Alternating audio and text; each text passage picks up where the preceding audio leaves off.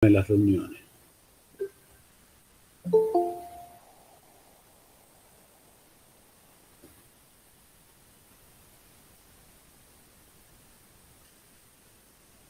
Entró Gabriel Correa, sí. Lo que les voy a pedir es que, por favor, anótenme acá en el chat los nombres de ustedes para tener la asistencia. Así yo de ahí copio y paso a la planilla de asistencia.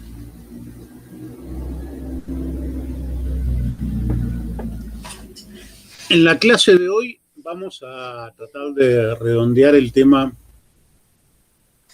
que iniciamos ayer, que tiene que ver con la conformación del campo de la didáctica de las ciencias sociales o didáctica de la historia,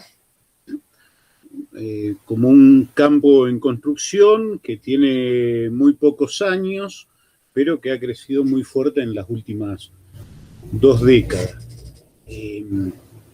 Porque eso nos permite ir dando un listado de los temas que vamos a ir profundizando luego en las clases subsiguientes, en el programa.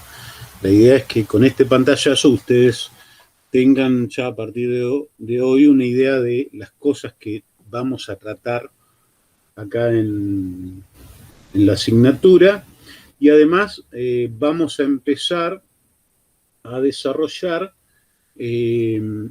cómo es que la historia se convirtió en una disciplina escolar en nuestras escuelas, en nuestro país. En principio, bueno, hay un acuerdo en que la didáctica es la disciplina que se ocupa fundamentalmente de la enseñanza como práctica social.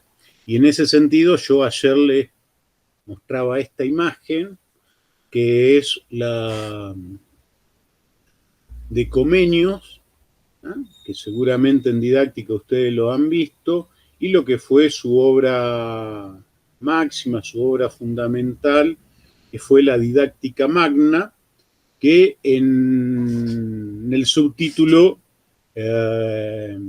dice que es la doctrina práctica y normativa por naturaleza que expone el artificio universal para enseñar todas las cosas a todos. No vamos a hacer un análisis de la obra, sino decir que también ya en esta primera obra que se considera fundamental de la didáctica como disciplina, en esta primera obra hay capítulos dedicados a lo que nosotros podríamos denominar las didácticas específicas, como diferentes métodos habría como diferentes métodos, ya piensa Comenius, para enseñar distintas cosas. Es decir, no hay una forma universal de todo, aunque él propone un método general que se puede sintetizar en su obra. Y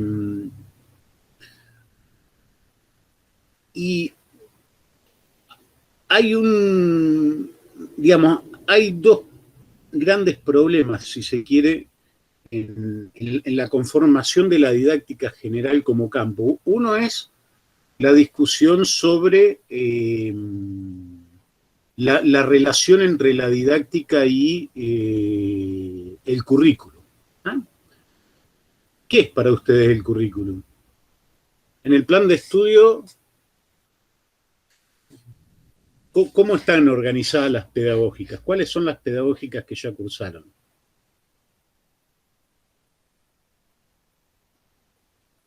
Psicología, pedagogía y didáctica común. Bien.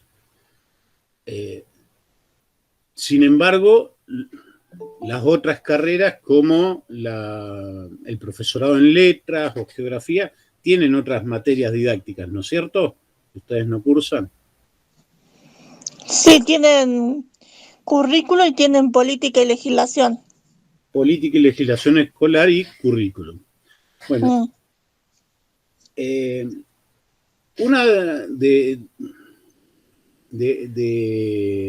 las grandes discusiones es si el currículum se puede estudiar separadamente o constituye un objeto de estudio lo suficientemente fuerte para significar un campo disciplinar, ¿no? Y bueno, en algunos países, ¿no? Son disciplinas diferentes. Una es el currículum y otra es la didáctica. La didáctica se cargaría más de lo que pasa dentro del aula y el currículum vendría a ser el estudio de la organización del sistema educativo o de los programas en general. Aquí hay una discusión y de hecho las respuestas son disímiles.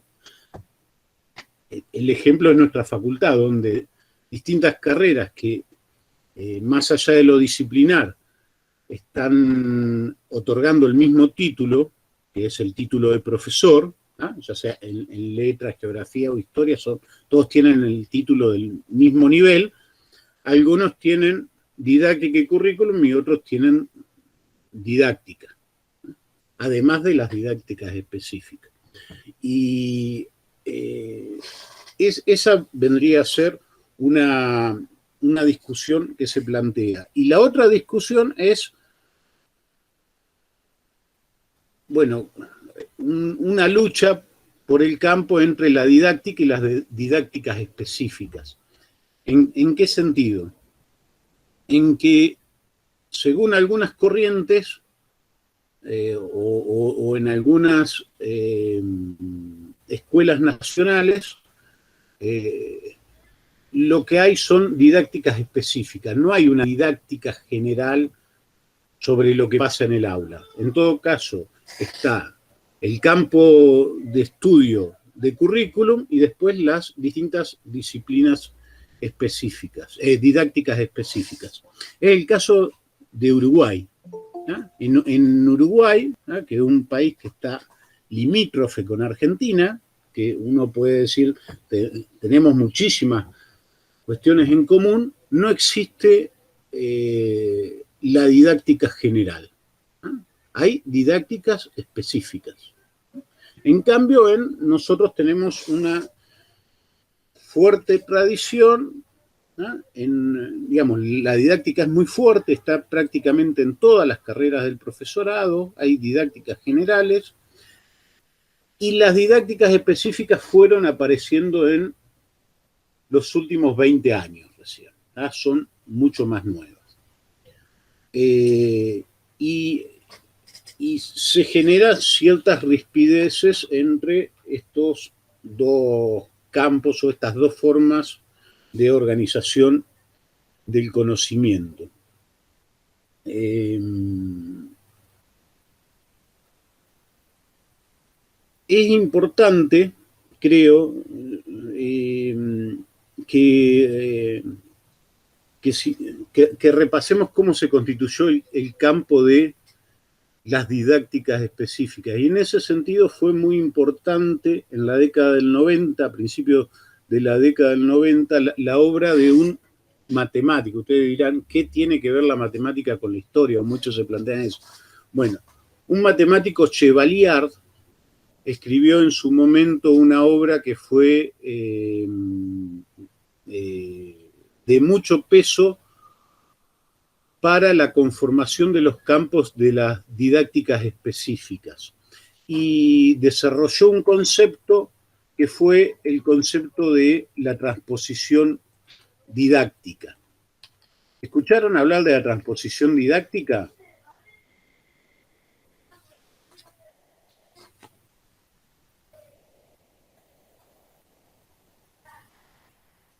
¿Nadie escuchó hablar del concepto de transposición didáctica o tiene una idea de qué significa? Sí, profe, en pedagogía lo utilizamos, pero en didáctica nos dijeron que no lo usáramos. O sea, que Les dijeron que no lo usaran, está bien, bueno. Pero ¿qué significaba? ¿Por qué no les prohibieron usarlo? Se lo censuraron. Porque concepto este reproduce la idea de que el profesor es el que tiene todo el conocimiento y debe buscar las formas de transmitírselo al estudiante sin tener en cuenta, digamos, o sea, la crítica que se le hace, que no tiene en cuenta los saberes previos del alumno o la alumna. Sí, esa es una crítica que se le hace. En realidad, el concepto de transposición didáctica surge del análisis que hace Chevalier de las múltiples transformaciones que se van produciendo entre el objeto de saber o la disciplina, ¿no? El objeto que se va a enseñar, digamos, cómo eso se traduce en algo que hay que enseñar a los chicos, a las nuevas generaciones, y el objeto de enseñanza, es decir, lo que termina pasando realmente en el aula. Y ahí lo que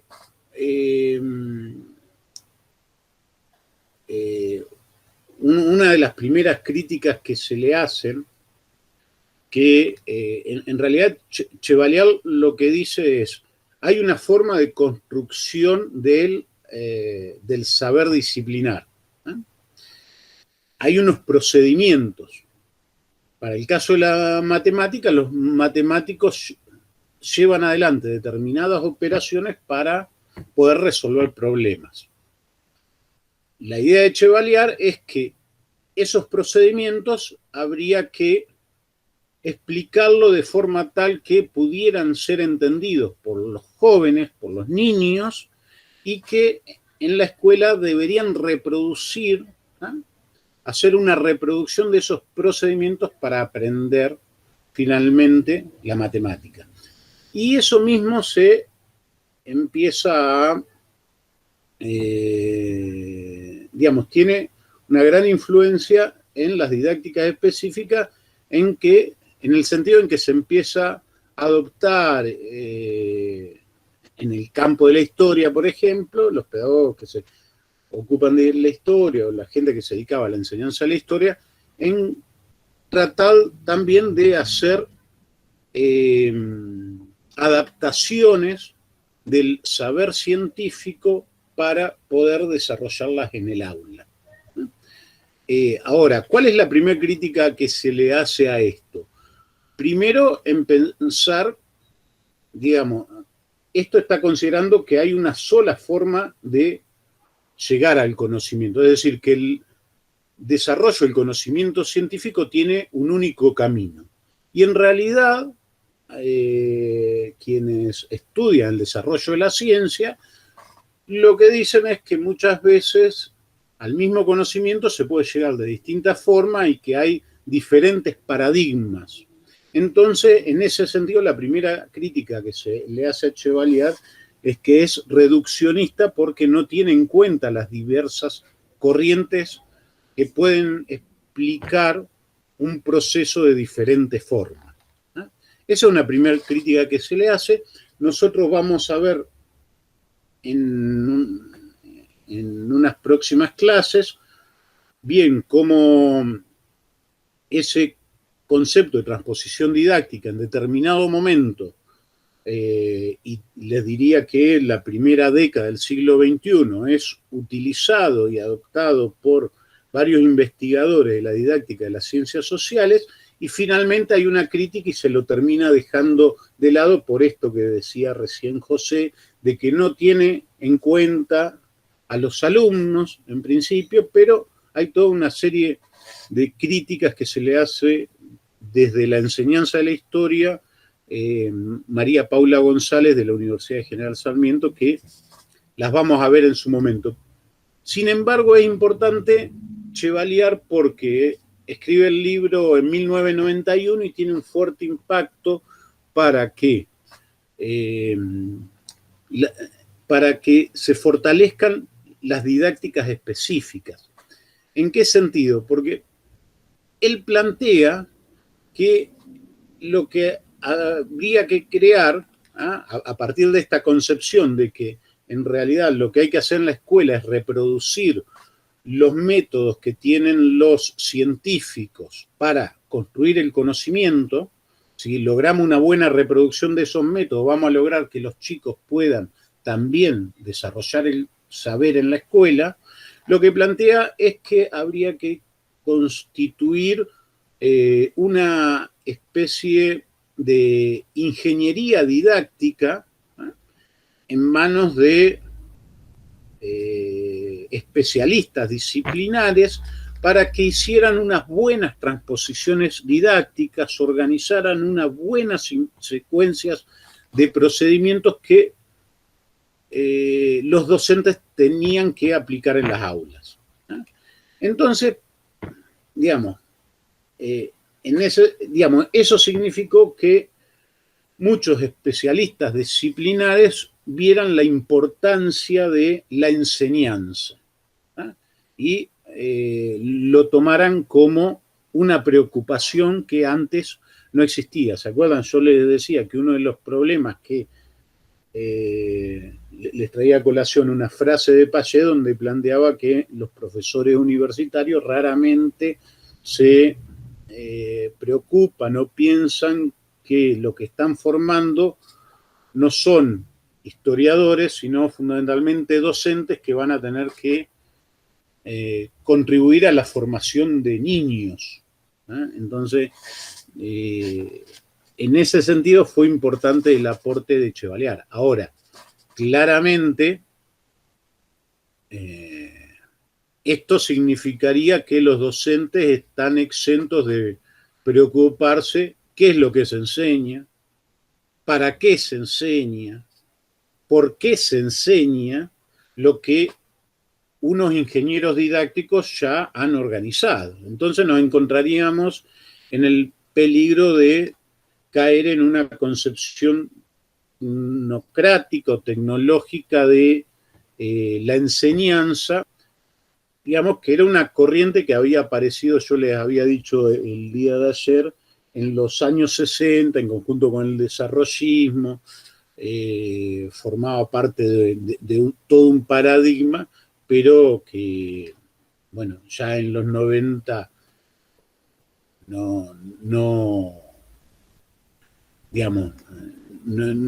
digamos, hay preguntas que no se puede desconocer y el rol de los docentes en el aula y su importancia no se puede negar. También fue importante, desde la década del 90, la influencia de la psicología aplicada en el campo de la educación en general. Y esto también afectó a el desarrollo de la didáctica específica de la historia y de las ciencias sociales. Muchos psicólogos empezaron a trabajar, digamos, y realizar investigaciones sobre cómo el aprendizaje o las posibilidades de aprendizaje debían o podían facilitar o no el desarrollo de la didáctica. Ahora, la mayoría de esos primeros planteos no tenían en cuenta el peso que tiene la institucionalización de la enseñanza, es decir, cómo afectan las variables curriculares, la forma de organización de la profesión docente, las relaciones sociales, la ética y la política, las propias situaciones de la enseñanza en la escuela. Y ahí hay un aporte importante que hace Jimeno Sacristán, que seguramente también lo vieron en didáctica, Jimeno Sacristán, ¿sí? Donde él plantea que el aprendizaje es una de las variantes que debe tener en cuenta la didáctica y debería integrarse a la didáctica, pero no puede convertirse en el centro de la investigación didáctica, no puede ser lo único importante. Y ahí en este sentido hay, digamos, un conflicto que se crea digamos, por un lado, algunos le daban mucha importancia al aprendizaje, otros le daban mucha importancia al contenido, qué enseñar, porque, digamos, lo de Chevalier, ¿ah? y los que lo siguieron, lo que ponían en el acento era en la organización de los contenidos, cómo debían organizarse para desarrollarse en el aula. Mientras que los que se inclinaban a los estudios psicológicos, lo que ponían el acento era en analizar y ponían la centralidad en los aprendizajes que podían lograr los chicos.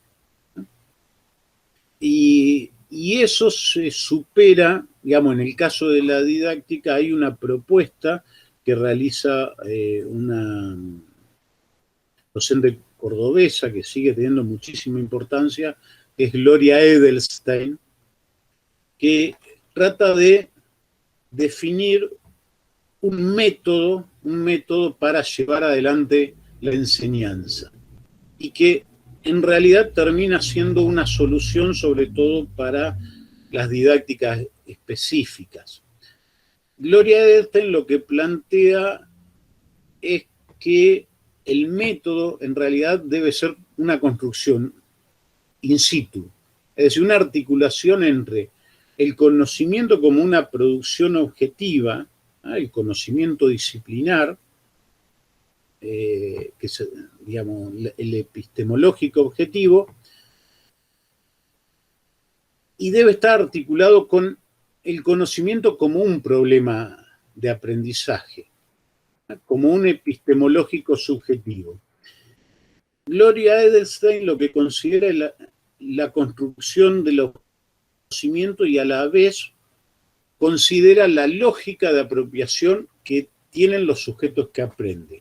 Con lo cual la construcción metodológica va a tener en cuenta, además de la propia disciplina, también la estructura cognitiva de los sujetos que se tienen que apropiar de esa estructura disciplinar.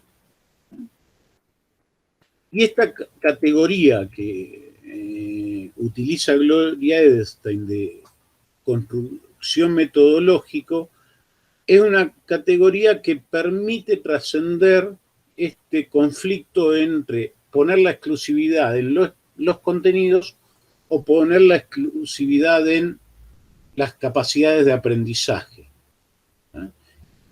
Y eso es tomado por las didácticas específicas y en especial por las didácticas de las ciencias sociales, porque además la construcción metodológica que está proponiendo Gloria Edelstein es una construcción casuística.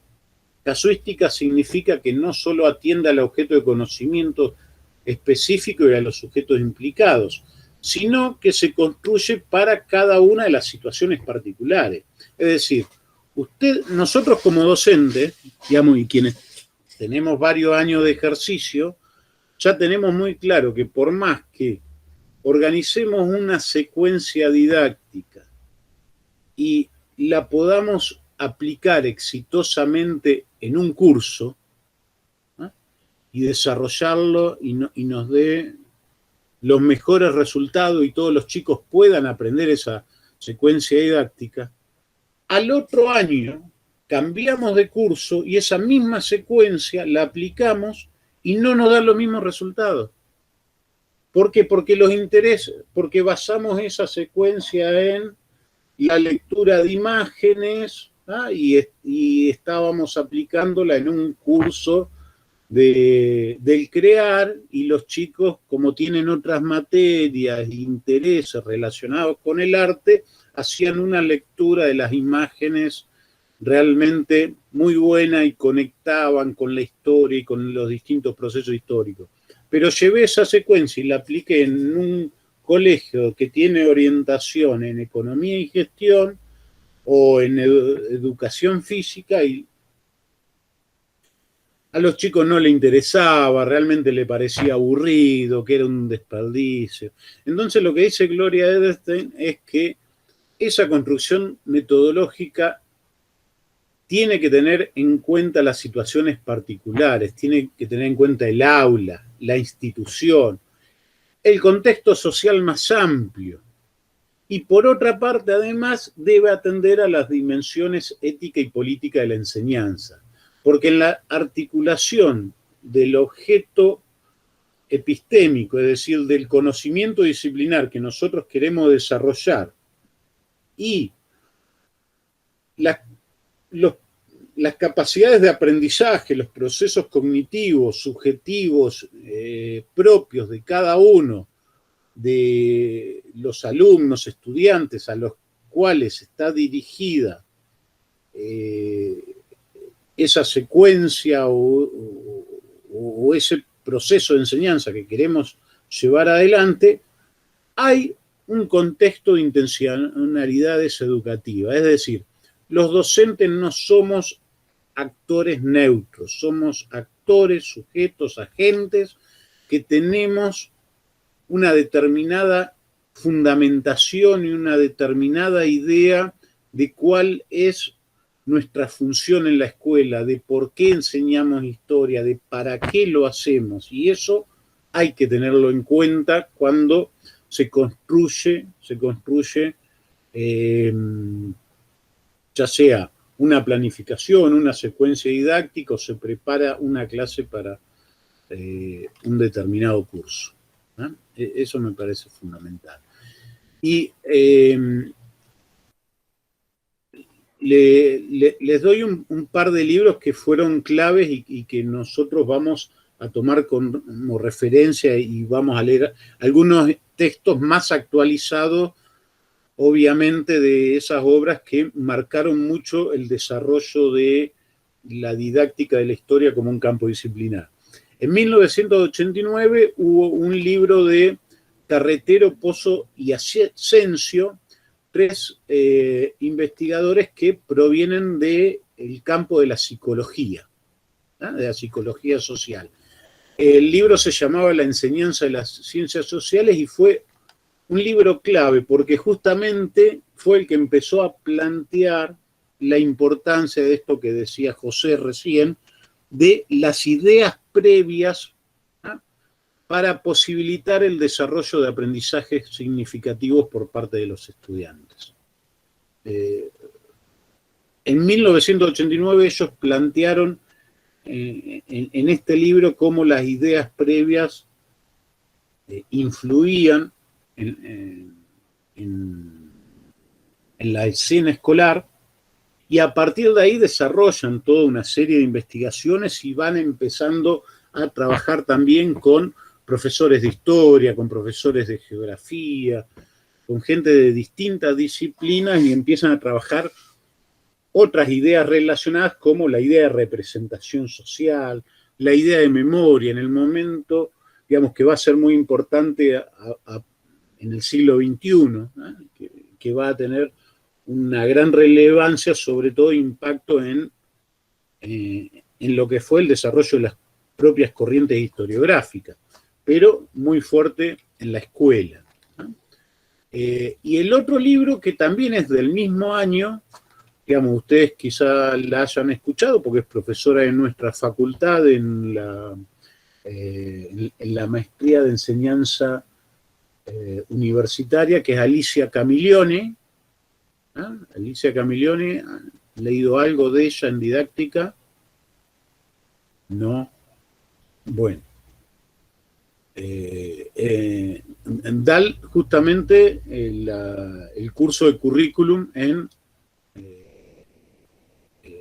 la maestría y en la especialización en enseñanza universitaria que se dicta en nuestra facultad, y junto con Marcelo Levinas escribió un libro, editaron un libro que se llamaba Pensar, Descubrir y Aprender, propuestas didácticas y actividades para ciencias sociales. Y ahí lo importante es, digamos, que ellos se plantean 15 actividades para trabajar las ciencias sociales y a partir de problemas en forma interdisciplinaria. Digamos, hay dos cuestiones importantes. Primero, plantear en ciencias sociales trabajar a partir de problemas. Y la segunda cuestión es trabajar en forma interdisciplinaria. Y eso resultó totalmente novedoso en ese momento.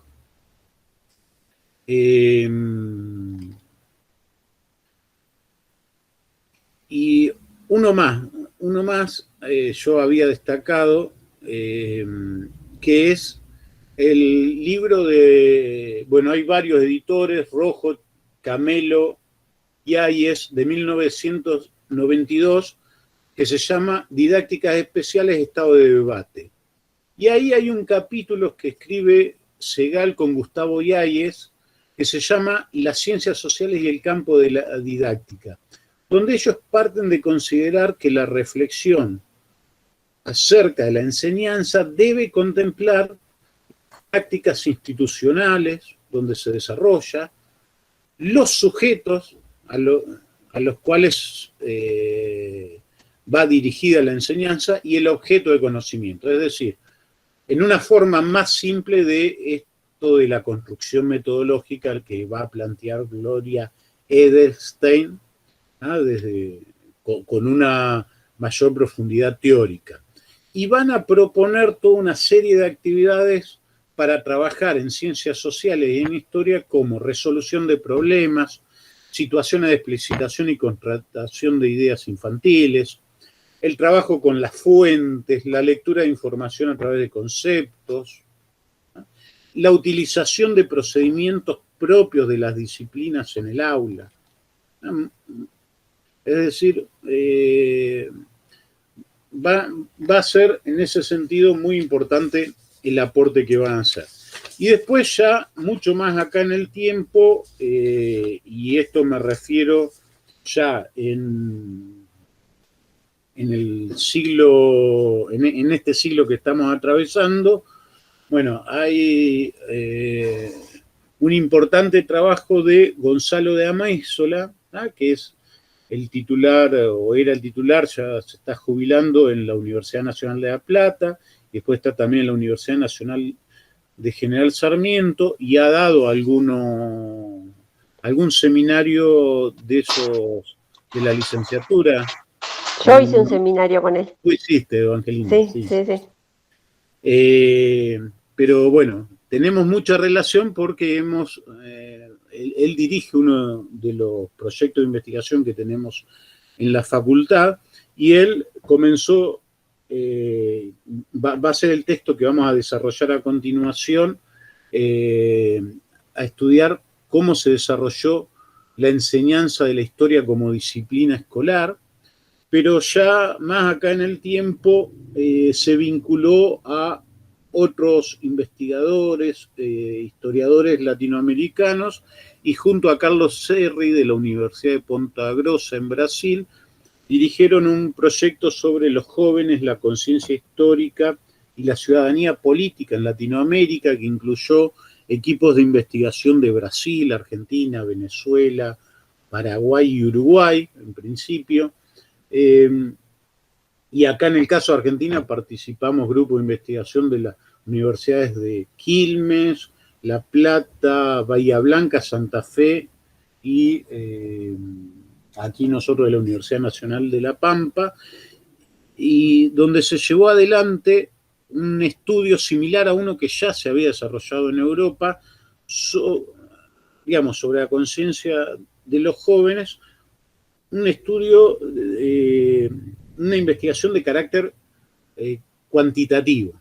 Es decir, los datos para el estudio, el principal dispositivo fue una encuesta que tenía alrededor de 40 preguntas, que se tomó en colegios de varias ciudades, que tuvieran distinta densidad demográfica, y que en escuelas que se había definido de 5 tipos distintos, es decir, escuelas laicas, escuelas confesionales, escuelas públicas, escuelas privadas, del centro, marginales, y se encuestaba a chicos del quinto año, que tenían 16, 17 años. Y eso provocó mucho dato, se imaginan, de todos los países, varias escuelas, y tuvo dos momentos, se hizo en dos oportunidades el relevamiento de datos y se pudo hacer un análisis comparativo de la enseñanza de la historia en los distintos lugares. Atendiendo a esto, después vamos a analizar más concretamente, o vamos a poder ver algunas de esas encuestas, pero las preguntas iban desde qué pensaban o qué idea de la historia tenían los chicos, los jóvenes, si participaban políticamente, qué idea tenían de la religión, cómo les gustaba aprender historia, con qué recursos les parecía a ellos que presentaban de una forma más verídica la historia, y bueno, qué pensaban ellos que iba a ser de su vida dentro de 40 años, cómo pensaban ellos que había sido la vida de sus padres 40 años atrás. Es decir, dio muchísimos datos para trabajar sobre la conciencia histórica y la conciencia política de los jóvenes en Latinoamérica. Y también eso se complementó con otra línea de investigación, ¿no? Que se llevó adelante a partir de métodos cualitativos que se hizo a partir del análisis de los relatos de los jóvenes. Había una actividad que incentivaba a los chicos a escribir un relato histórico y a partir de ahí se analizaban la idea de la historia, cómo concebían el tiempo, si podían establecer relaciones de causalidad, cómo se iba conformando la conciencia histórica en los jóvenes, también con jóvenes de entre 15 y 17 años. Todos esos estudios se han ido cruzando en los últimos años también con otras preocupaciones que han alentado distintas líneas de investigación dentro de la didáctica de las ciencias sociales, como son, esto de las representaciones, las ideas previas y las representaciones, llevó al desarrollo de investigaciones sobre la enseñanza del tiempo presente en la escuela, ¿no?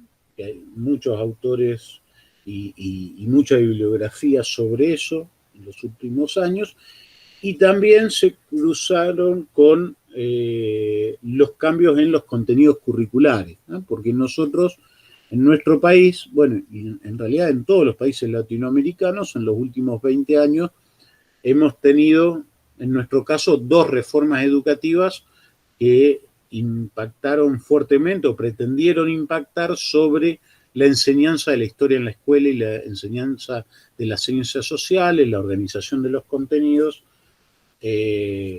con distintos resultados. Bueno, a eso es lo que se refieren justamente las investigaciones. Y me faltó plantearle, ahora me estoy dando cuenta, que en realidad cuando hablamos de didáctica específicas, no solamente nos referimos a las distintas didácticas disciplinares, sino también, a ver, estoy tratando...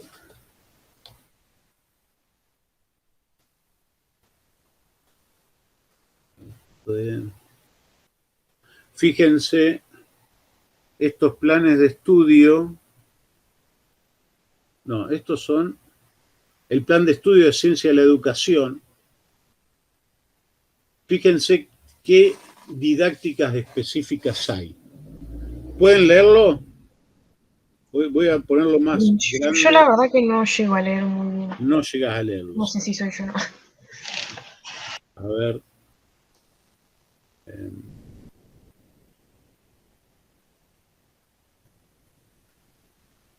Ahí, Micaela. Ahí se ve mejor, creo. Sí, ahora sí. Ahí se ve mejor.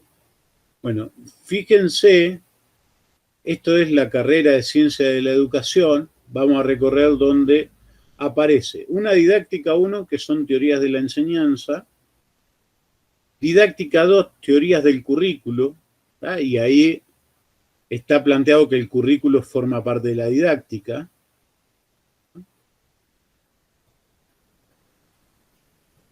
Una didáctica de nivel inicial y nivel primario y otra didáctica de nivel secundario y una tercera didáctica de nivel superior. Fíjense que no hay didácticas de las ciencias sociales o didáctica de la lengua o didáctica de la matemática, sino que hay didácticas por nivel. Eso es algo particular de Argentina, donde en un principio también se planteó una especialización de la didáctica atendiendo a los diferentes niveles del sistema educativo, no solamente a la enseñanza de distintas disciplinas. Se los quería nombrar.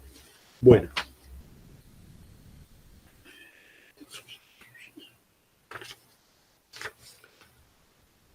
¿Cómo están? Seguimos. Vamos a empezar con lo que es el desarrollo de la historia enseñada en la escuela.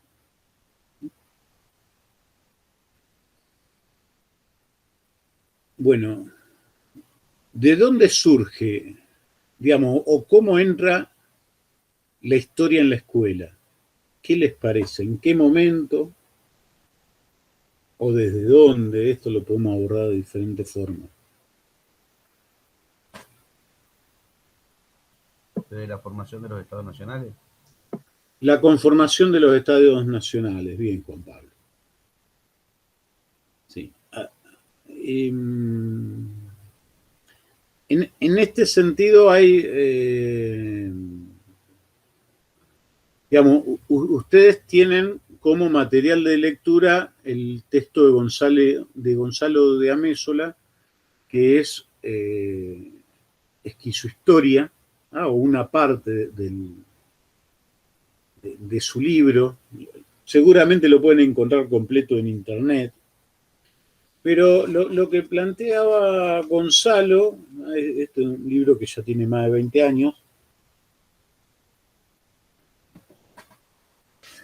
es que cuando él escribe esto se había instalado como una preocupación respecto a la resistencia a las innovaciones que había en la enseñanza de la historia en la escuela. Y en este sentido, un número considerable de los artículos y publicaciones que planteaban este problema a fines de las décadas del 90,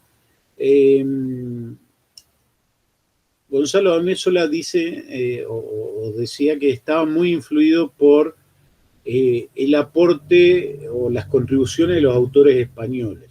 Y en ese sentido se destaca lo que había sido la tesis doctoral de Raimundo Cuesta, quien vincula el desarrollo de la historia como asignatura escolar con lo que es la historia social de la cultura. Y para él, a diferencia de los estudios tradicionales o los estudios que se estaban llevando adelante en el campo de la didáctica, de la didáctica como estos influidos por Chevalier, porque es en ese momento que él escribe, en los años 90, lo que dice es que la historia en la escuela, que se enseña en la escuela, es prácticamente independiente de la ciencia referente, es decir, de la historia académica. Lo que se investigue y desarrolla la historiografía en el campo universitario tiene poco o nada que ver con la historia que se enseña en la escuela.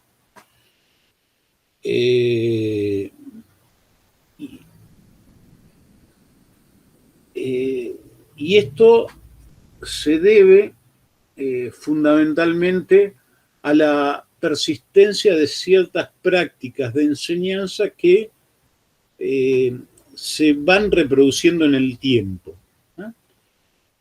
Es decir, los docentes cuando van a dar clase a la escuela, y algo de esto hay, más que reproducir o tratar de enseñar lo que han aprendido en su formación docente, en su formación universitaria, muchos de ellos, lo que hacen es reproducir lo que aprendieron cuando eran alumnos de la escuela. Por lo tanto, en ese sentido, es muy fuerte el código disciplinar. Para Cuesta esto tiene una razón, digamos, o hay un concepto que él desarrolla que es el del código disciplinar. Entendido código como un conjunto de ideas, valores, reglamentaciones y rutinas que llevan adelante los docentes que legitiman la historia que se enseña en la escuela, ¿no? Y que orientan su práctica profesional. Y eso tiene que ver también con una necesidad reproductora que está cumpliendo la escuela, ¿no? Digamos, en los niveles escolares. Por otra parte, va a haber otra autora española, que es Pilar Maestro, que va a desarrollar una posición más vinculada a la teoría historiográfica. Para ella, la historia escolar va a tener un punto de partida en este momento que dice Juan Pablo, que es el de la Constitución de los Estados Nacionales, y en ese sentido, no solo la escuela se desarrolla en ese momento, sino que también se desarrollan las historias nacionales, que son legitimadas por las academias y que enlazan los destinos de la nación a un origen remoto, y que se puede constatar a través del tiempo y que va a desembocar en la justificación de las características culturales que tenía el país en la actualidad. Es decir, hay un nacionalismo historiográfico que se va a desarrollar en conjunto con las escuelas nacionales y que va a servir sobre todo para justificar, en el caso de Pilar Maestro, para justificar la existencia de los españoles como son, para justificar la existencia de una conciencia nacional. Todo uno, si toma los libros de los historiadores españoles de la década del 70, 60 y 70, va a ser muy fuerte el desarrollo de la idea esta de la reconquista, en el caso de España, que tiene que ver con la expulsión de los moros y ese punto de inflexión para la reconstrucción del imperio o el desarrollo del imperio español. Pero se habla de reconquista respecto de algo que en realidad nunca había existido, porque antes de la llegada y conquista de los musulmanes de la península española, no había existido un Estado español como sí, o una nación española, sino en todo caso habían coexistido distintos reinos, pero que no tuvieron nunca una unidad anterior a el momento de la reconquista. ¿Se entiende esto? ¿Sí? Bueno, no veo todas las imágenes, evidentemente mi conexión no es buena, pero la veo a Micaela que asiente, así que calculo que los demás también entienden esto.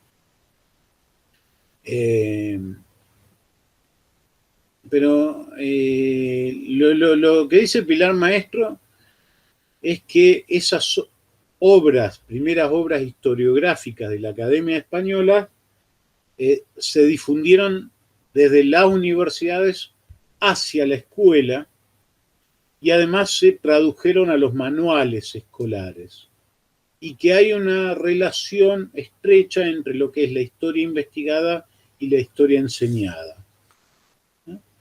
Y en ese sentido la historia general había impactado de tres formas distintas en la configuración de la enseñanza escolar en España. Primero, estructurando el currículum de historia en los distintos ámbitos educativos, de forma tal que sobrevivió durante muchísimos años. En segundo lugar, porque también contribuyó a crear un imaginario colectivo en el pueblo español sobre cuáles habían sido sus orígenes, cuál era su identidad y cuál era su proyección de futuro. Y por último, esa historia general de España había tenido una fuerte influencia al fijar y mantener una concepción acerca de lo que era la historia, que tenía que ver con el desarrollo político fundamentalmente, ¿no? Una historia bastante positivista, más allá de que Pilar Maestro no desconoce que hay otras variables que consolidaron esa misma forma de interpretar el pasado en la escuela, pero para ella la historiografía, el desarrollo historiográfico de la academia fue fundamental. Entonces, digamos, como que habría dos ideas. Una que plantea Raimundo Cuesta, que dice del pasado en el aula, la historia enseñada es independiente de la historia académica, y que es instalada en realidad por unos sectores dominantes que intentan reproducir un Estado nacional y un determinado orden social que acompaña esa instalación esa instalación nacional que tiene que ver con el desarrollo del capitalismo. Y por el otro lado, Pilar Maestro dice que hay una historia académica que coincide con los intereses, en todo caso, de los sectores dominantes españoles en el movimiento de consolidación del nacionalismo, que se instala en la escuela, ¿no?, ya a fines del siglo XIX y persiste hasta fines del siglo XX. Lo que hace Gonzalo de Amézola es tomar esos esquemas de interpretación sobre el desarrollo de la historia enseñada en la escuela para analizar el caso de la historia argentina, ¿no? Y en ese caso, Gonzalo de Amézola plantea que encuentra un culpable de la enseñanza de la historia argentina, por decir, le pone nombre y apellido. Si ustedes tuvieran que identificar un personaje que haya tenido una gran influencia en el desarrollo de la historia como disciplina escolar y con el desarrollo de la nación, ¿en quién pensarían? En Mitre. ¿Quién? Mitre. Mitre, le salió, se estaban riendo. Bien, ¿qué pasa con Mitre? ¿Quién era Mitre?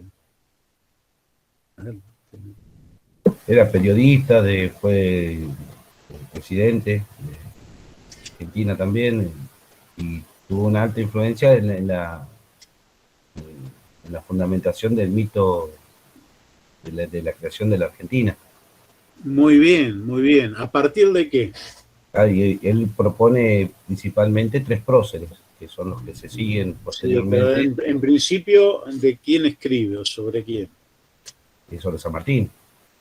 No, ese en segundo lugar. Ah, Después, Sarmiento, San Martín y Belgrano. O sea, son los... en realidad lo primero que escribe es sobre Belgrano, ¿no?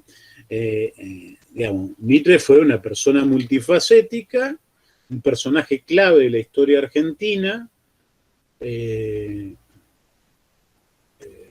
participó de la unificación del país, ¿no? Con el predominio de Buenos Aires, del puerto, ¿no? Que venció en la batalla de Caseros a lo que eran las fuerzas de la Confederación en 1861. Y sobre esa base fue elegido presidente y, digamos, de esos 3 presidentes que constituían el momento de la organización nacional del viejo Manuel de Ibáñez, fue el primero de 1862 a 1868, ejerció la presidencia de la República, donde se establecieron las bases de la organización del Estado argentino. Y además, como bien decía Juan Pablo y Evangelina, fue periodista, fue escritor, y en 1859, decía antes de la batalla de Caseros, había escrito la historia de Belgrano y la independencia argentina. Estando al frente de la provincia de Buenos Aires, Juana Manso, que era una educadora, ¿no?, seguidora partidaria de Mitre, le envía lo que ella tituló el Compendio de la Historia de las Provincias Unidas del Río de la Plata, que se había inspirado en la obra de Belgrano, ¿no?, para que la leyera, ¿no?, y que le diera el visto bueno en su carácter de historiador. Ella le escribe una carta en su carácter de historiador, de amigo, le pido que revise este material y si usted está de acuerdo, disponga la adopción para las escuelas si lo considera digno de esta misión. Mitre le va a responder con otra carta que se va a publicar como prólogo del compendio, de este compendio de la historia de las Provincias Unidas del Río de la Plata, en 1862, dice que es una obra cuya necesidad está claramente fundada y donde se plasma lo que va a ser la visión que tuvieron quienes llevaron adelante la organización del país, los vencedores de Caseros. Por lo tanto, ahí tenemos un primer manual donde se establece una visión de la historia argentina.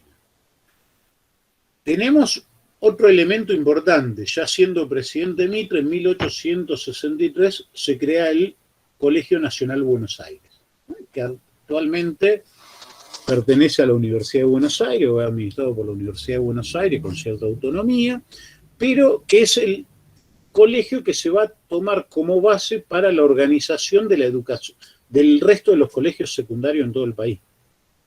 El colegio modelo que se va a tomar para la organización del sistema secundario.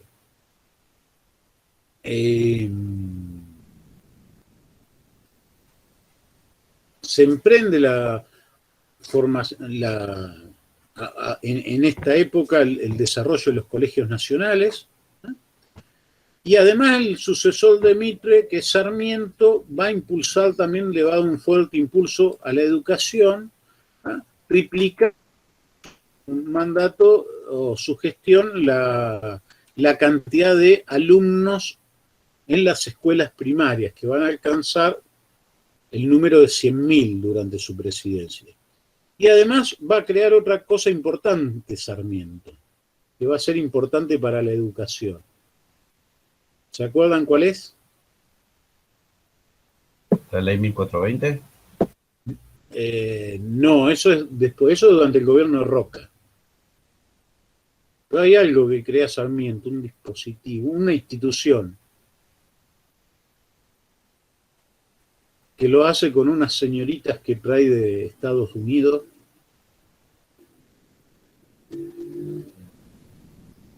La formación del magisterio. Claro, las escuelas normales, crea la Escuela Normal de Paraná, que va a ser un modelo para la formación de maestros. Nosotros acá tenemos la escuela ya centenaria normal de Santa Rosa, que va a formar los maestros de toda la Patagonia durante décadas. Y ahí se va a establecer, digamos, yo los voy nombrando, no tienen que ver específicamente con el desarrollo de la historia como historia escolar, pero sí son hitos importantes de la conformación de la educación pública en Argentina. Y en la década del 80 ya esto que recién comentaba Juan Pablo, que es la sanción de la ley 1420, que tienen que ver también con el proceso social y demográfico que está viviendo Argentina en esa época, que cuál es, además de constituirse un Estado nacional, ¿en qué otros procesos afectan la fisonomía del país?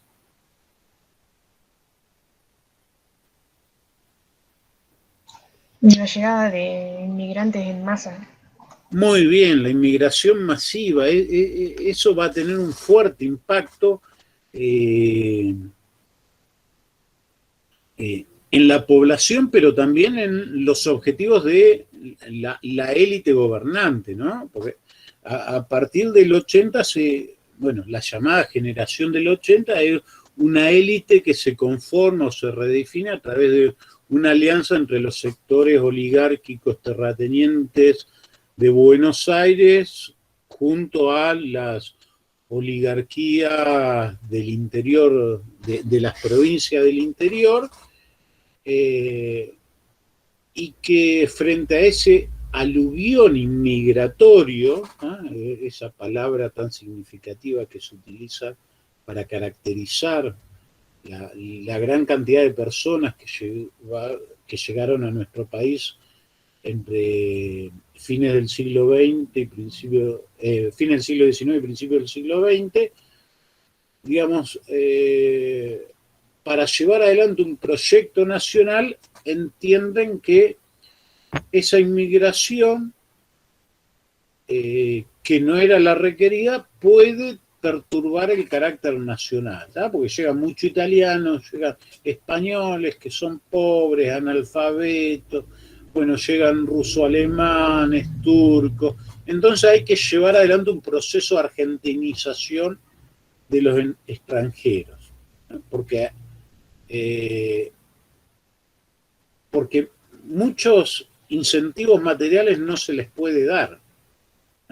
Esto lo dice Gonzalo D'Amésola, es decir, tierras, se fundan algunas colonias, pero realmente las tierras que se conquistan con la campaña del desierto son repartidas rápidamente entre los terratenientes de la provincia de Buenos Aires, el sur de Córdoba, Mendoza,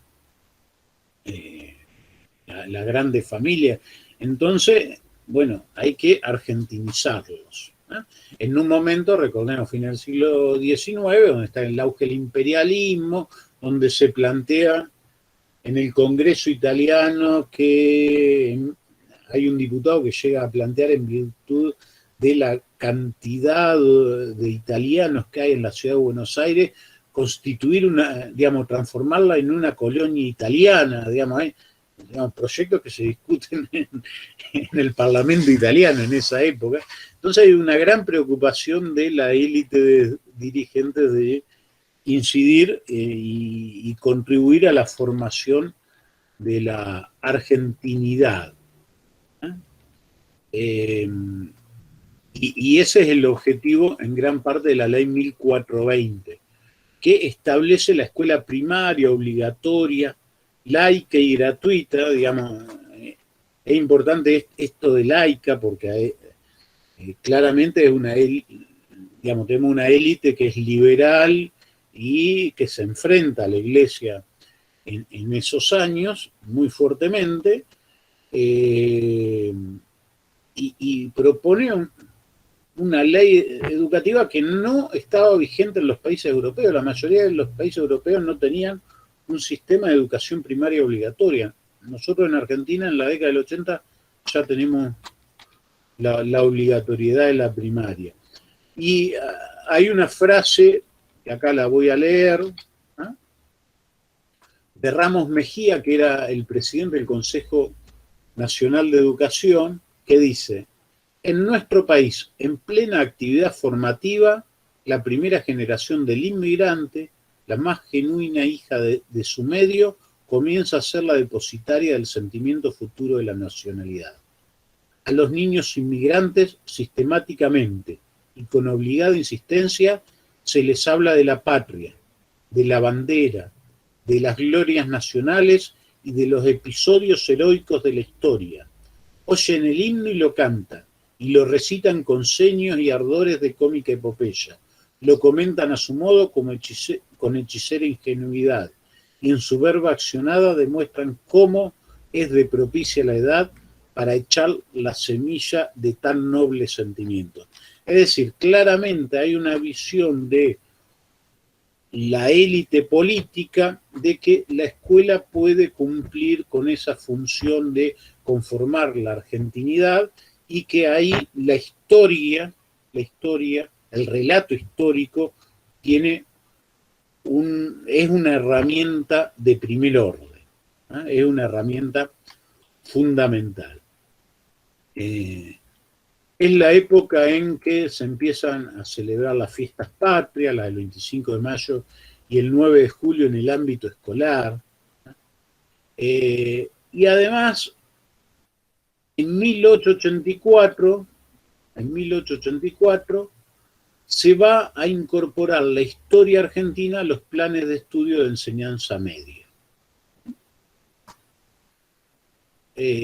Poco después, ahí sí Mitre ya estaba publicando la historia de San Martín y la independencia americana, donde aparecen dos argumentos centrales para organizar el relato histórico oficial. En primer lugar, en esa historia de San Martín, Mitre lo que hace es poner a la misma altura de la Revolución Francesa y la independencia norteamericana el proceso revolucionario de mayo. Es decir, la gesta de conformación de nuestra identidad nacional está a la altura de los grandes procesos revolucionarios que dieron origen al mundo contemporáneo. Esa es la primera operación historiográfica importante que se plantea ahí en la historia de San Martín. Y luego la contraposición de Simón Bolívar a San Martín, ¿verdad?, que son dos personajes opuestos, según esta historia construida por Mitre. Digamos, ¿en qué sentido? En que el primero es bastante autocrático, ¿eh? Es una forma de gobernar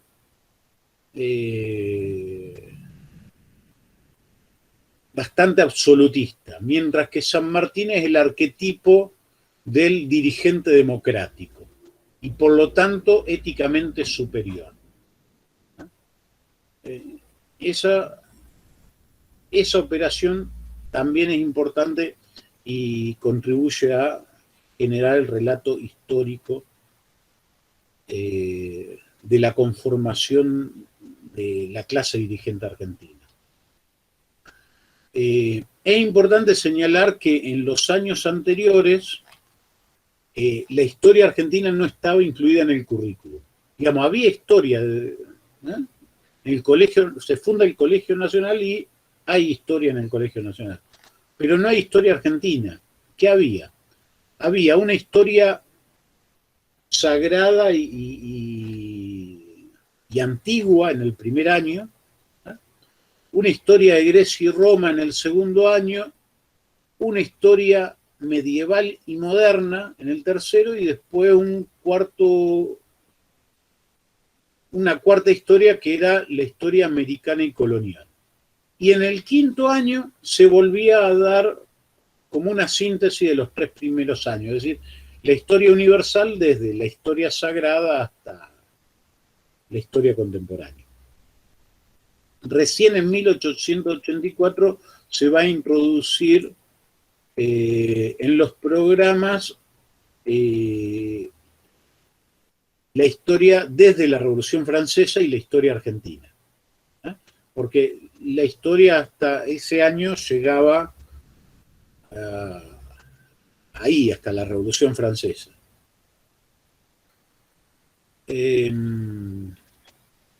Y además otra acción que se realiza o que queda definida es la de constitución del Panteón de Héroes. ¿Quiénes constituían ese Panteón de Héroes que ustedes lo deben haber analizado, no sé si en historia argentina o en alguna historia que hayan tenido cultural? ¿Quiénes conforman el Panteón de Héroes argentino, nuestro Panteón Nacional? Si tuviéramos que decir los grandes héroes de nuestra nación. Creo que Pablo los habías dicho. San Martín como figura principal. Muy bien, Gabriel. San Martín. ¿Quién más? Belgrano. Belgrano, San Martín. Y Sarmiento. Y Sarmiento. Y, bueno, Mariano Moreno y Rivadavia. Y ahí obviamente se terminaba ubicando Mitre. Él no lo decía, pero la dejaba Juana Manso que lo dijera. Pero ahí terminaba el gran Panteón de Héroes. ¿Quién no aparecía en este Panteón de Héroes? Claramente. Que ustedes lo deben haber visto en las corrientes historiográficas argentinas. Juan Manuel de Rosas, muy bien. Es un panteón que se organiza donde el único que no aparece es claramente Rosas, que en todo caso, si aparece en los libros de texto, es llamado como el tirano. La tiranía de Rosas. El régimen rosista. El régimen rosista. Sí, después se le va a dar otro, digamos, porque hoy tenemos una idea del concepto régimen. En ese momento, después vamos a ver que el régimen no tiene una interpretación peyorativa, sino en determinado momento de la historia el régimen va a ser una palabra que va a significar orden. Bueno, yo les voy a dar, ¿cómo se los voy a compartir? ¿Los cuelgo en el aula virtual? ¿O se los mando? No, los cuelgo en el aula virtual y descuelgan de ahí un par de textos para que ustedes analicen brevemente. Digamos, es una hojita. Toman, son dos síntesis o dos extractos del libro de Vicente Fidel López, que se denomina Manual de Historia Argentina, que va a realizar un relato alternativo al de Mitre. No, Vicente Fidel López estaba enfrentado con Mitre. Y él realiza un manual de historia argentina que se opone a la visión de Mitre, que tiene muchas diferencias con su visión y que finalmente no va a ser, obviamente, el que estaba en el poder era Mitre, no va a ser tomado como manual de referencia para la escuela. Pero nos permite ver otras visiones que circulaban en la época sobre cómo organizar el relato histórico y me gustaría que lo analicen. Yo acá se lo estoy subiendo al curso de didáctica especial. Denme un segundo.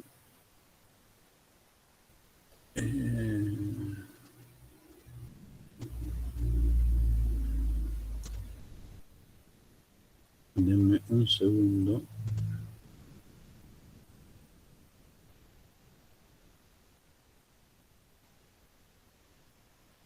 Debajo de donde está el texto de Insaurralde,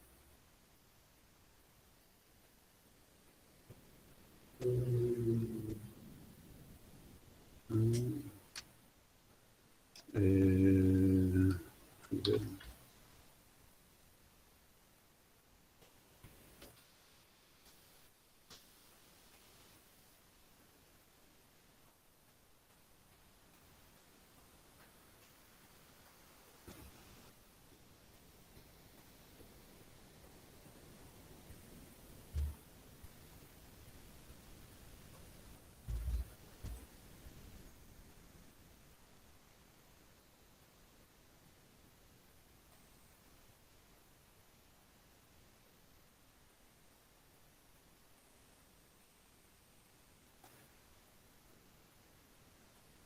Ahí le subí el 1. Les voy a subir 2 selecciones que tienen menos de, digamos, tienen una carilla. Ustedes elijan una de las 2 selecciones. Alguno se está bajando, ya puede. Selección 2.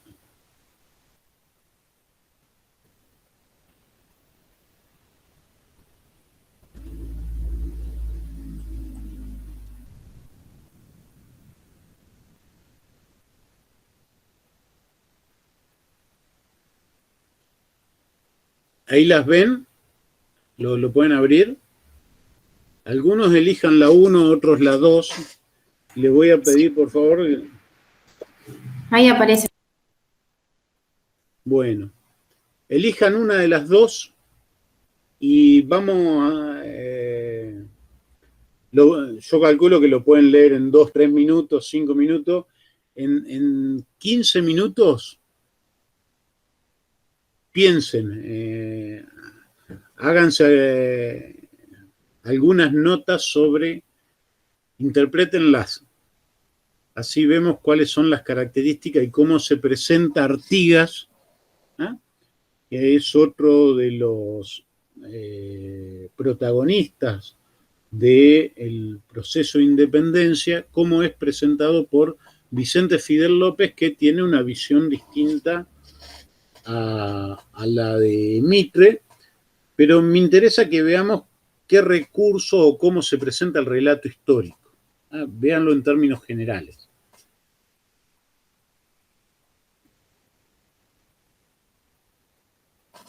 Mientras yo me voy a hacer un café.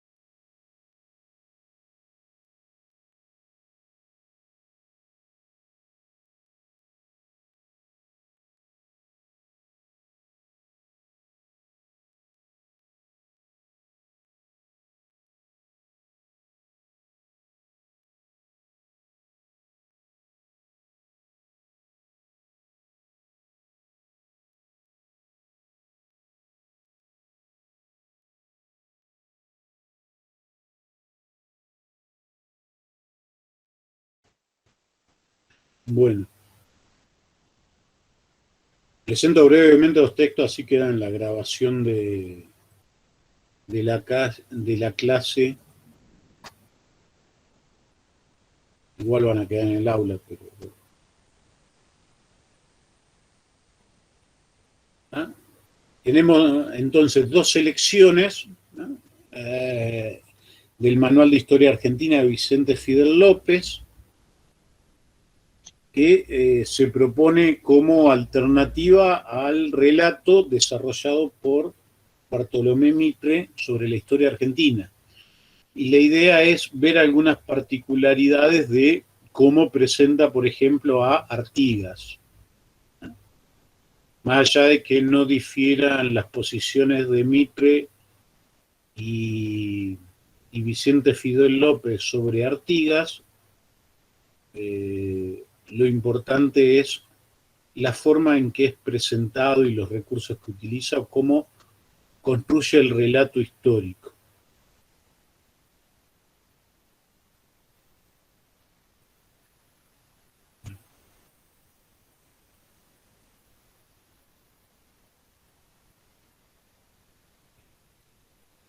Bueno. ¿Quién quiere comenzar? ¿Quién quiere aportar alguna idea? ¿Qué impresión les dio? Pero sobre todo, ¿cómo es tratado Artigas? ¿Cómo es presentado? ¿Y qué recursos hacen a la conformación del relato histórico que presenta Vicente Fidel López en este manual?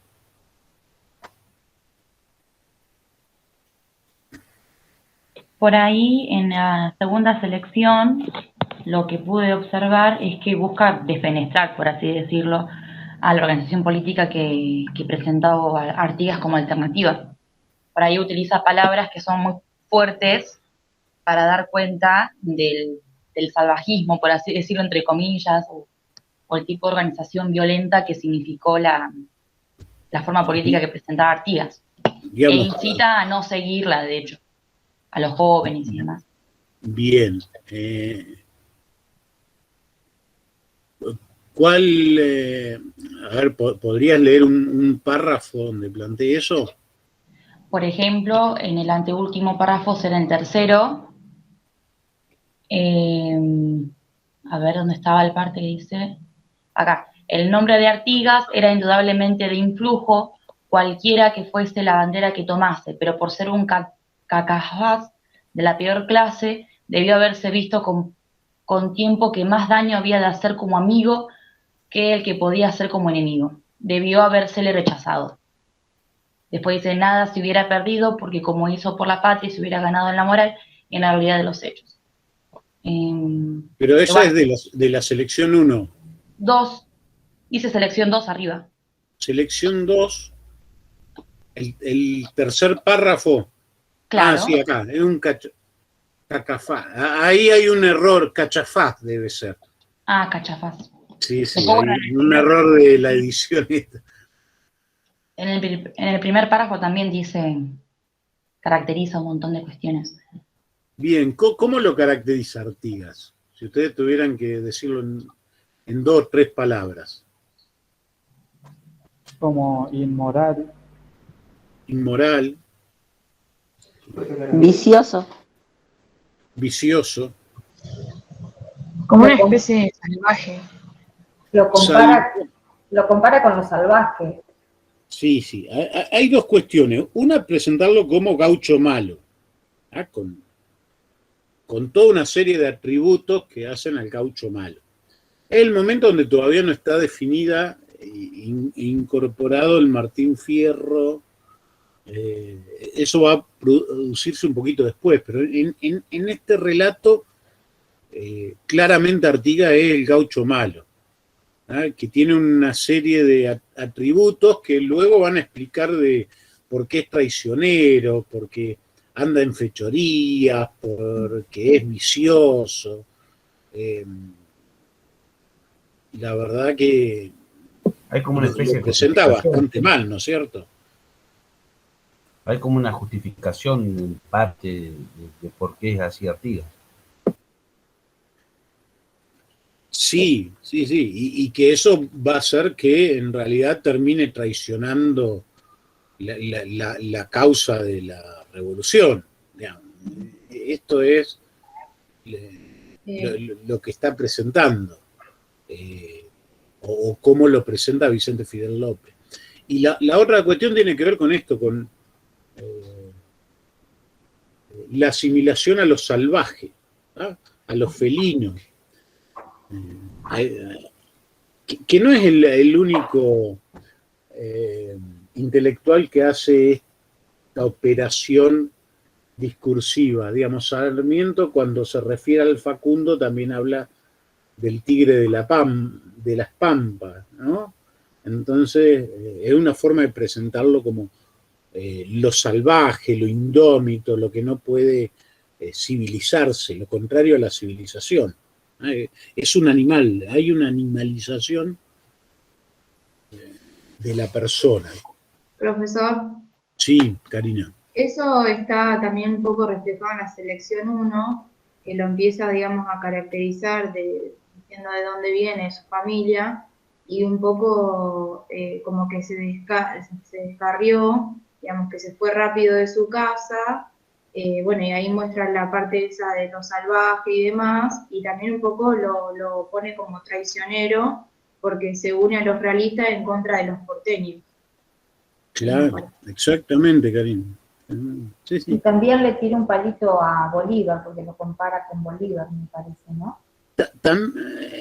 También, en ese sentido, ahí, bueno, fíjense que más allá de ser adversarios políticos, Vicente Fidel López y Mitre coinciden en quiénes son los que deberían estar en el panteón de héroes y quiénes son los que son nocivos, si se quiere, para el proceso revolucionario que se había iniciado, para la constitución de las identidades nacionales.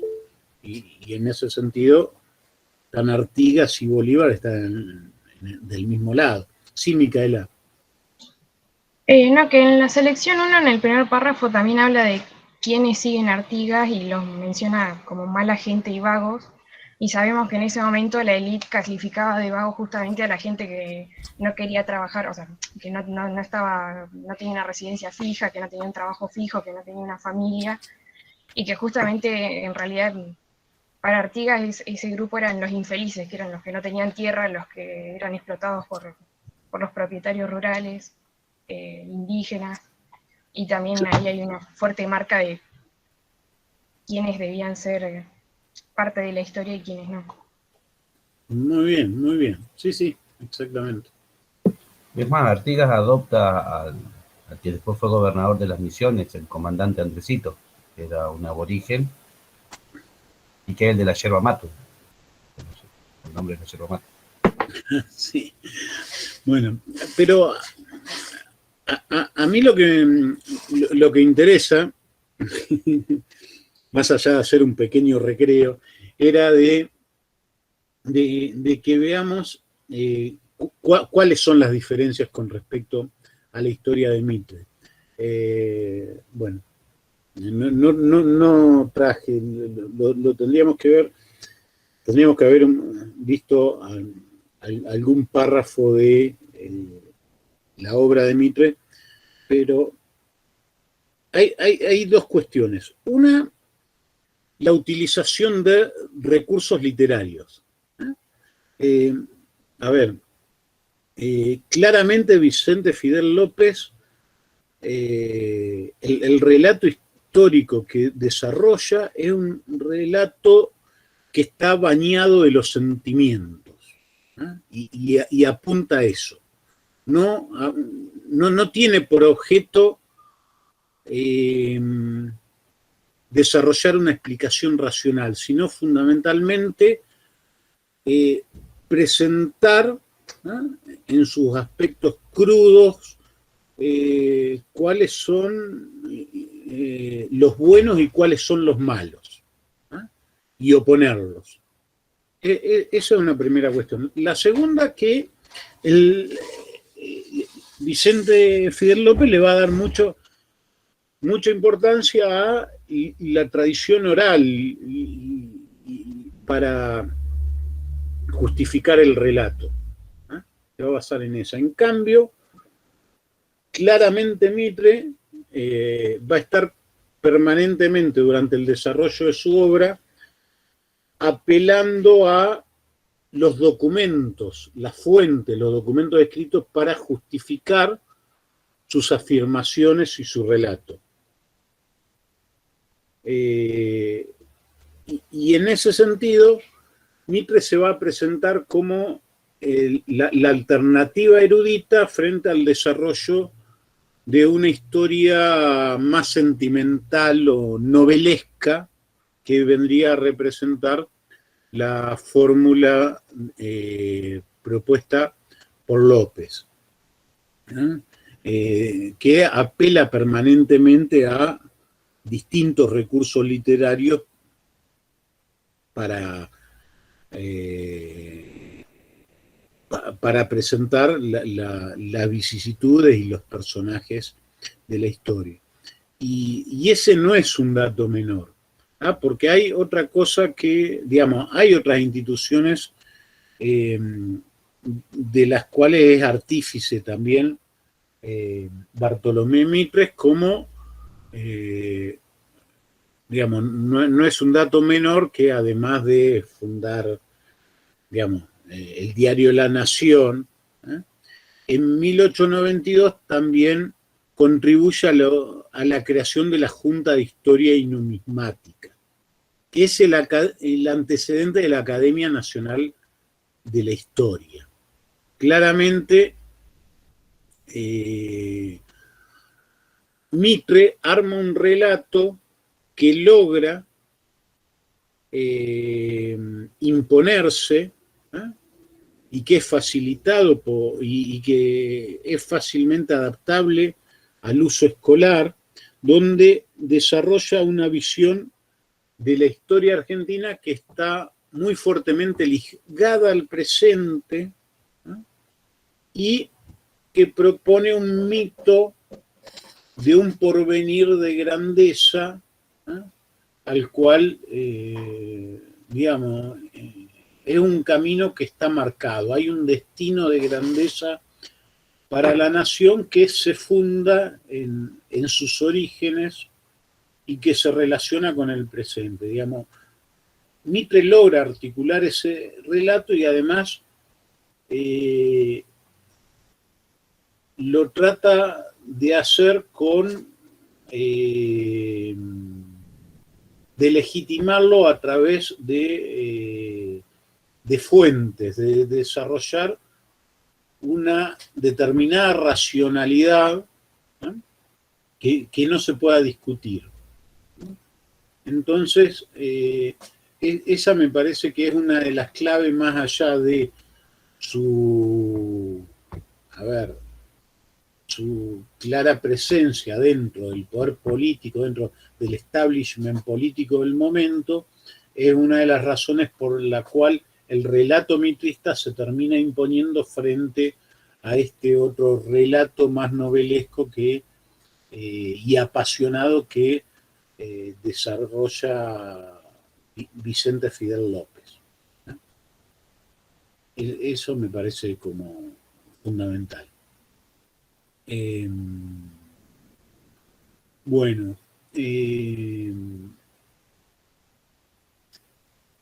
en este momento, fin del siglo XX, como que ya tenemos definida la asignatura historia dentro de el colegio secundario, ¿no? Todos los años de historia, hay un momento para la historia argentina, ¿no? Y eso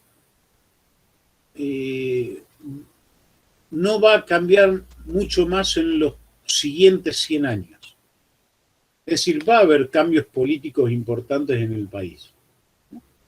Claramente, la ley Sáenz Peña, el acceso al radicalismo al poder, la inmigración va a tener un fuerte impacto. En el campo historiográfico, ¿qué es lo que aparece en la producción histórica, en la academia? ¿quiénes aparecen? El revisionismo. El revisionismo después, pero antes del revisionismo, a principios del siglo XX, aparece la nueva escuela histórica, con un conjunto de historiadores, muchos de ellos hijos de inmigrantes. Emilio Ravignani, Ricardo Levene, Diego Molinari, Rómulo Carvía, son jóvenes que van a desarrollar una intensa tarea con respecto al pasado, van a desarrollar investigación, ¿no?, dentro de el paradigma positivista, obviamente, y van a producir historiografía sobre el accionar de los distintos caudillos, algo que, digamos, teníamos la historia de Belgrano, teníamos la historia de San Martín, y en grandes rasgos el proceso revolucionario, pero estos jóvenes comienzan a desarrollar estudios sobre los distintos caudillos, incluso Juan Manuel de Rosas, más allá del lugar donde lo pusiera. Pero se lo comienza a nombrar, porque Mitre en realidad lo que hace es ocultarlo directamente, lo hizo desaparecer, pero luego empieza a aparecer en los manuales como el tirano, esto que decíamos, el régimen Rosita, a partir de todos estos estudios que desarrolla la nueva escuela histórica y que conforman lo que va a ser la academia. Esa primera institución de historia y numismática se va a transformar en la Academia Nacional de Historia y van a empezar a ocupar un lugar en la universidad, en la producción académica.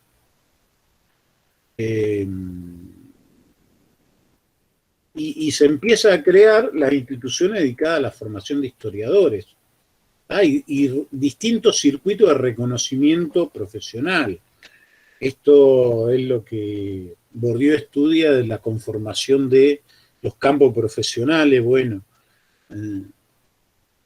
las propias revistas, las propias publicaciones y concursos que van legitimando, instituciones que van legitimando el saber histórico como un campo de saber autónomo, y que van a acercar a estos grupos a el poder político. Esta nueva escuela histórica van a tener una cercanía con el poder político porque van a seguir cumpliendo una función importante en lo que hace a la constitución de un relato nacional, que es importante a los efectos de ese proceso de argentinización que se está llevando adelante y que no está todavía terminado.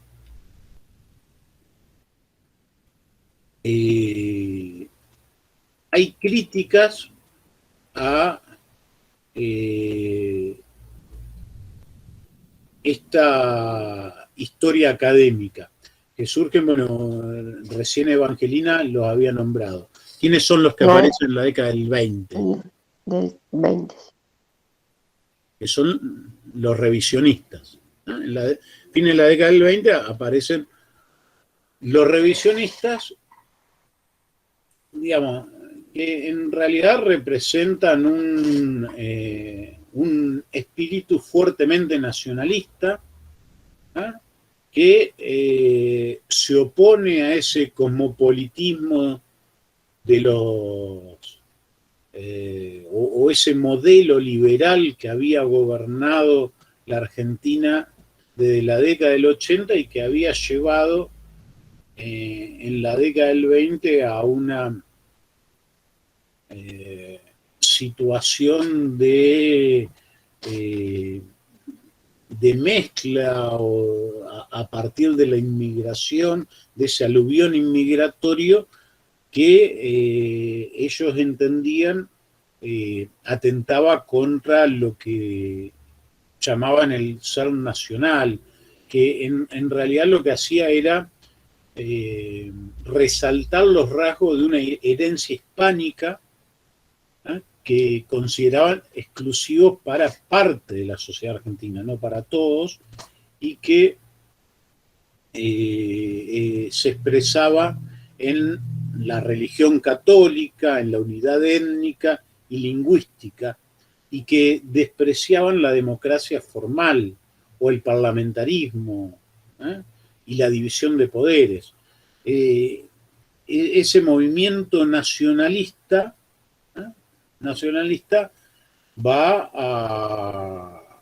a buscar una explicación distinta, intentar construir un relato diferente que se oponga a ese panteón de héroes donde estaban Moreno, Rivadavia, además de esto que ya habíamos dicho, de Sarmiento, Mitre, San Martín Belgrano, obviamente. Pero los revisionistas se van a preocupar sobre todo de tratar de cambiar la historia falsificada que se enseñaba en la escuela, ¿no? Y conformar una nueva memoria histórica que la reemplace, ¿no? Y con ese objetivo van a justamente reivindicar a aquellos que habían sido ocultados o denostados por ese primer relato histórico, que es la figura de Juan Manuel de Rosas, fundamentalmente, y buscar un hecho que represente la argentinidad contra el liberalismo que se da en la recuperación de un suceso importante de nuestra historia nacional, que ¿cuál es?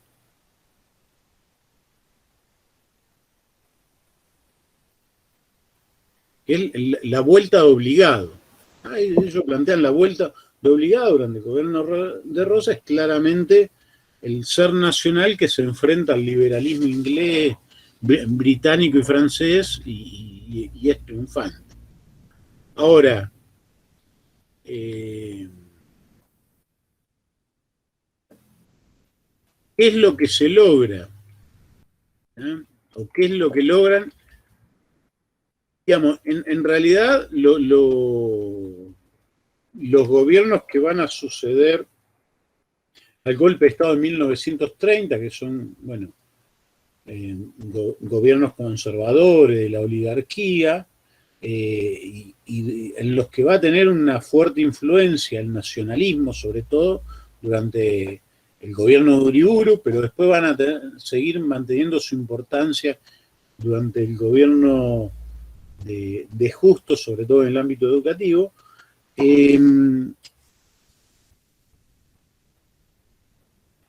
realidad, digamos, primero no van a ser ellos tan marginales, o ellos se presentaban como marginales del poder, de la academia, pero en realidad si uno repasa los nombres de quienes fueron los principales referentes del revisionismo histórico, todos ellos pertenecían a las familias aristocráticas argentinas, las familias más tradicionales. Ernesto Palacio, José María Rosa, Carlos Ibarguren, los hermanos Irasusta, todos esos formaban parte de las familias tradicionales argentinas. Más allá de que ellos se presenten como la anticademia, y en su momento fundaron lo que fue el Instituto de Investigaciones Históricas Juan Manuel de Rosas, para aglutinarse ahí los revisionistas y presentarse como la antítesis de la academia. En realidad lo que va a suceder es que a los gobiernos, estos gobiernos oligárquicos, les va a resultar cómodo seguir sosteniendo las relaciones e impulsando lo que era la academia, porque ese relato de conformación de una identidad nacional y homogenizador realmente era o servía a los intereses de estos grupos. Y en todo caso, la nueva historia lo que hizo, o esta historia académica, o la Academia Nacional de la Historia, fue, en todo caso, incorporar a Rosas al panteón de héroes, y la vuelta obligado transformarla en acto escolar, asueto, incluirla también en los sucesos importantes de la historia argentina. Entonces, en realidad, el revisionismo, más allá de el impacto publicitario que tuvo en su momento, no cambió ni las formas de hacer historia en la academia, ni el tratamiento de la historia en la escuela. En todo caso,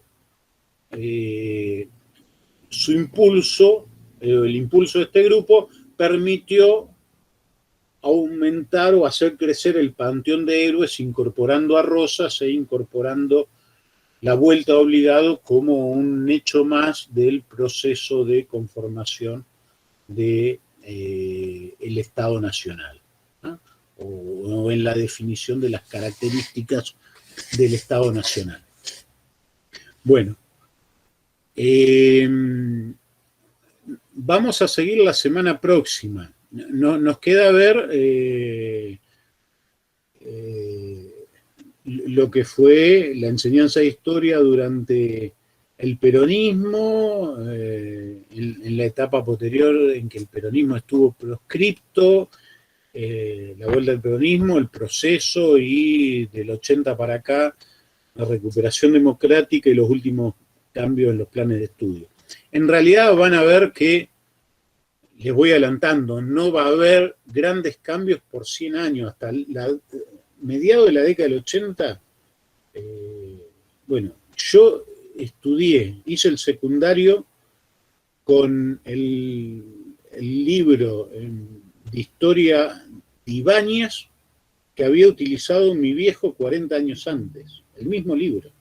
Ahí vamos a ver que en los 50 lo que aparece sí, o en algún momento vamos a ver sobre los manuales escolares, hubo un momento en que aparecieron profesores de secundaria que no eran de la academia a producir los manuales para el colegio secundario. Y ahí hubo un bestseller que fue el de José Cosmeli Ibáñez, que no era profesor de historia, era profesor de lengua y literatura, pero escribió un libro con actividades, buenos resúmenes, que se utilizó por 60, no 60, pero sí 50 años en la historia. Fue el manual de la mayoría de las cohortes de estudiantes de secundario argentino. Y recién a partir del 80, con la recuperación de la democracia, va a haber cambios en la academia y va a empezar a haber cambios en los 90 finalmente en el sistema educativo nacional, y en lo que es la enseñanza de la historia. Bueno, nos vemos la semana próxima. Por favor, tienen una actividad, la actividad 1, que es la presentación. Hay que realizar, todas las actividades hay que realizarlas para aprobar la materia. Les va a llevar quizá media hora, porque uno dice grabar 5 minutos. Uno graba y no, aparecí despeinado, uy, no, tartamudeé. Yo lo grabé 4 veces, eso que dije. ¿Por qué? Porque, uy, dije esta cosa, y después digo, no, lo saco, y después, no, pero sí es importante, y después, bueno, se me habían parado los pelos. Bueno, les va a llevar un tiempo, háganlo todas las actividades, porque en la medida en que vayan haciendo, las lecturas que tengan, que les presentemos, las vayan desarrollando, después no se va a acumular en algún momento cuando llegue la época que ustedes tengan una semana para rendir examen, tengan un parcial. Traten de ir resolviendo las actividades, chicos. Bueno, y nos vemos la semana próxima. Listo, profe. Chao. Hasta luego. Les voy a decir bien que vamos a tener 2 días de la semana próxima. Mañana tenemos una reunión con Claudia, vamos a ver si hacemos lunes y miércoles, o miércoles y jueves, o lunes y jueves. Ahí nos vamos a poner de acuerdo. Así que esperen, el fin de semana les mando el correo bien vamos a ver si terminamos de ajustar el cronograma. Gracias, Gabriel. Chao. Gracias, chao. Chao.